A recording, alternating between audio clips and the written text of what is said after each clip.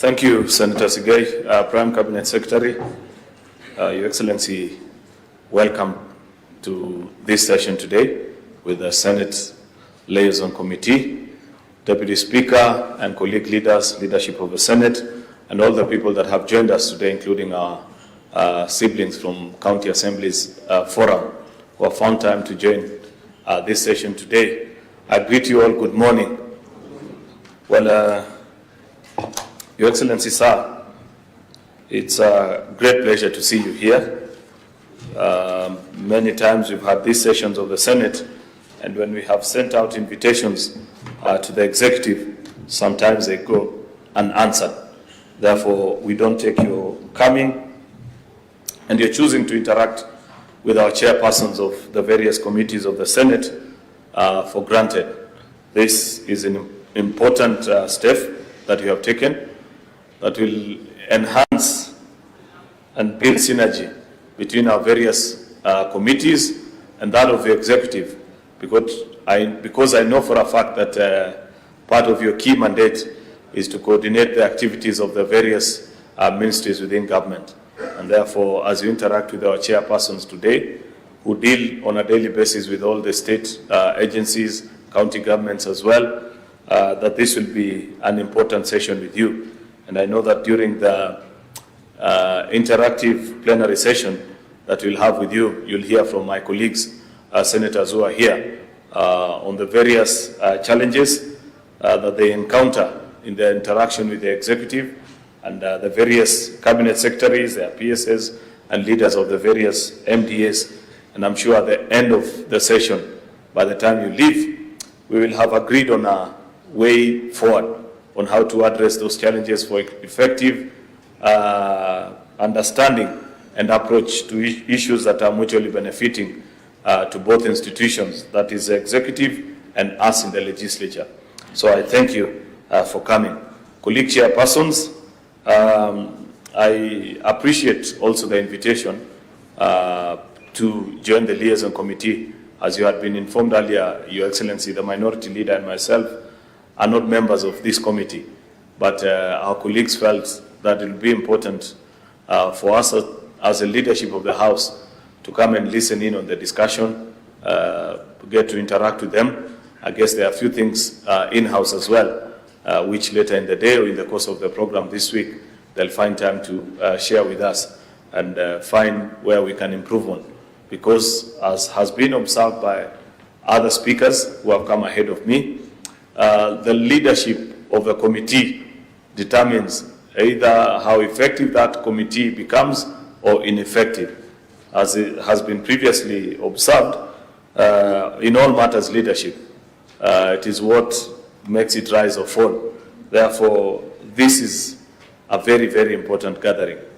I can confirm that from my side, as a leader in the House, I take the word from the chairpersons of the committees very seriously. When a committee chairpersons walk up to me and insist on a particular matter that this is a view of the committee, then I hold the view that the word of the committee should stand. In fact, in consideration of your business, rarely, I think it has only happened maybe once or twice, where the House, on our side as a majority, has disagreed with the committee on certain recommendations, be it on consideration of bills, if there are amendments they are proposing to the House, or a report that they wish to be considered. Rarely, more often than not, in fact 90 to 95% of the time, we agree and to be bound by the consideration or by the guidance of the committee. Therefore, committee chairpersons, I wish to encourage you to continue doing your work diligently, serving us as a Senate, because your committees were well thought out.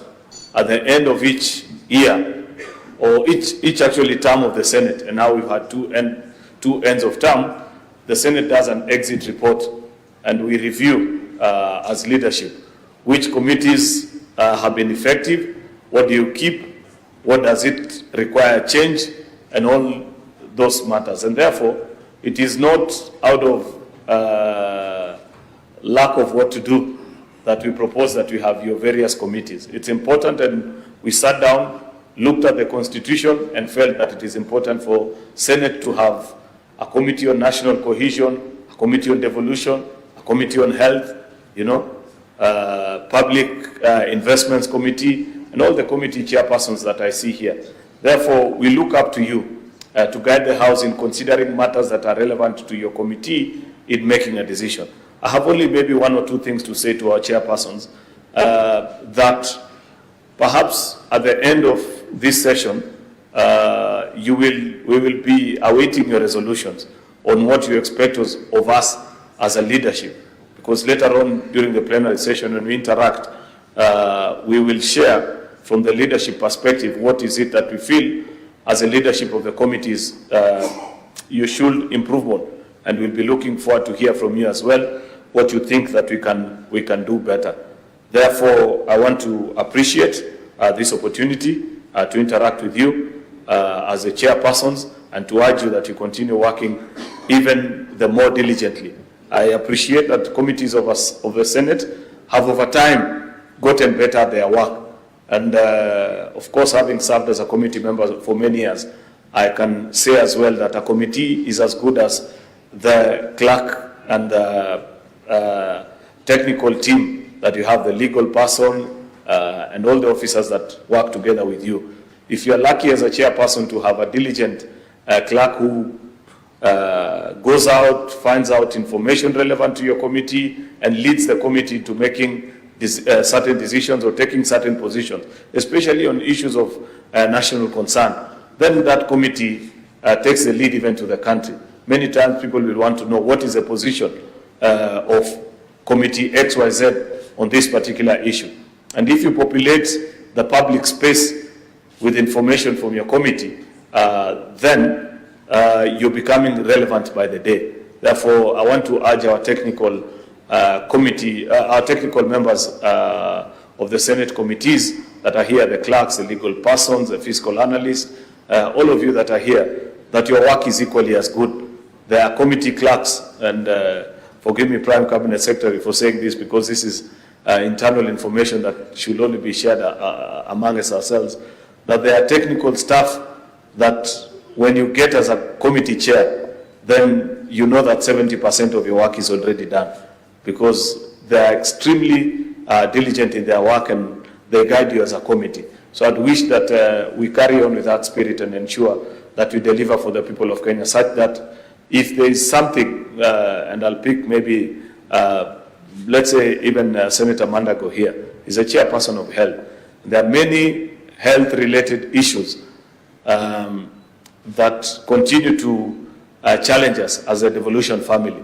It will be great injustice, Senator Mandago, if at the end of your term, and especially having had the opportunity to serve as a governor and now as a senator, if you don't help us resolve this issue of standardization of services and how doctors are treated across all the 47 counties.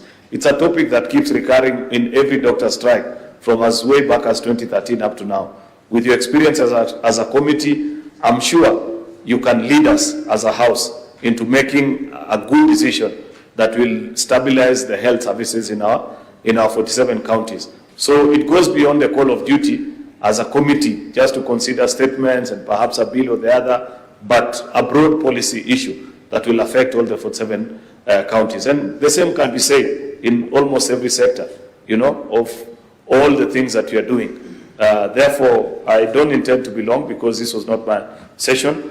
My duty was to open only with brief remarks. I believe later on when we have our session, perhaps later in the day or in the afternoon, we will interact and share many other things that we need to do.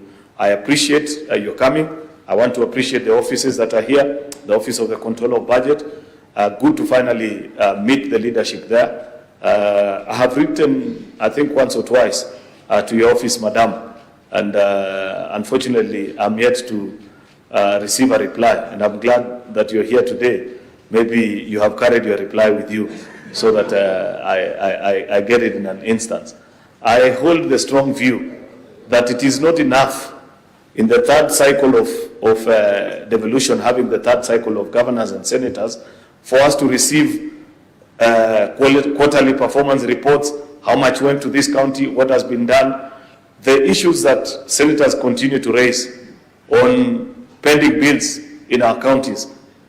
As a good senator, for me not to be considered to be carrying out witch hunt on my governor, I need to know what is the increase on pending bills, for example, from their term of coming into office and now.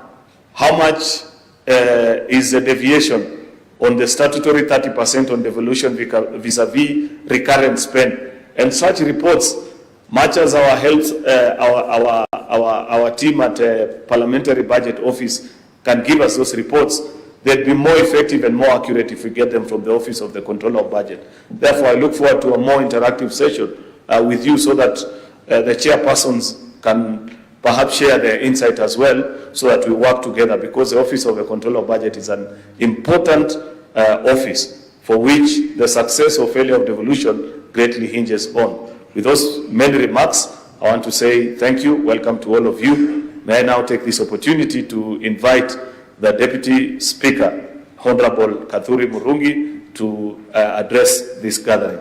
Deputy Speaker, hands please.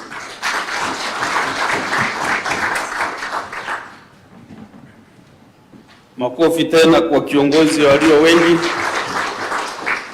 Ingine ya mwisho. Thank you very much indeed. The Prime Cabinet Secretary, His Excellency Musalia Mudavadi, the Chair Majority Leader, Honorable Cheruiyot, and the Minority Leader, Senator Justice